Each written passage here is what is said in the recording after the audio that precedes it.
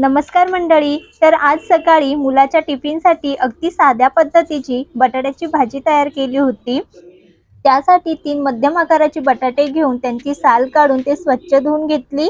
नंतर जसे आपण फ्रेंच फ्राईजसाठी बटाट्याचे काप करतो अगदी तसेच उभे काप करून घेतले बघा, तर याप्रमाणे। नंतर फोडणीसाठी मध्यम आचेवर कढईमध्ये थोडंसं तेल घातलं। तेल गरम झालं की पाव चमचा जिरं, मोहरी, 5 ते 6 कढीपत्त्याची पानं, अर्धा चमचा अद्रक लसणाची पेस्ट तेलामध्ये चांगली परतून घेतली। त्यानंतर जे आपण बटाट्याचे काप करून घेतले होते ते उभे काप घातले आणि मध्यम आचेवरच तयार फोडणीमध्ये ते मिनिटभर परतून घेतले। त्यानंतर त्यामध्ये चवीनुसार मीठ घातलं, पुन्हा मिक्स केलं आणि परतून घेतलं। आता यावर झाकण ठेवून गॅस बारीक करायचा आणि 5 ते 7 मिनिटं बटाटे हे चांगले शिजवून घ्यायचे। यामध्ये पाणी वगैरे घालायचं नाही, वाफेवरच बटाटे चांगले शिजवून घ्यायचे। त्यानंतर बघा, बटाटे हे चांगले शिजले जातात। आता यामध्ये मसाले घालायचे आहेत। तर पाव चमचा हिंग, पाव चमचा हळद पावडर आणि मुलं ज्याप्रमाणे तिखट खात असतील तितकं लाल तिखट घालायचं।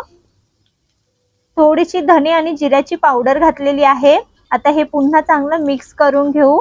मीठ आपण अगोदरच घातलेलं होतं, त्यामुळे मीठ आता परत घालायची गरज नाही। तर हे चांगलं मिक्स करून घेऊ। तर बघा, अगदी झटपट आणि साध्या सोप्या पद्धतीने मस्त ही बटाट्याची भाजी तयार होते। मुलं आवडीने खातात।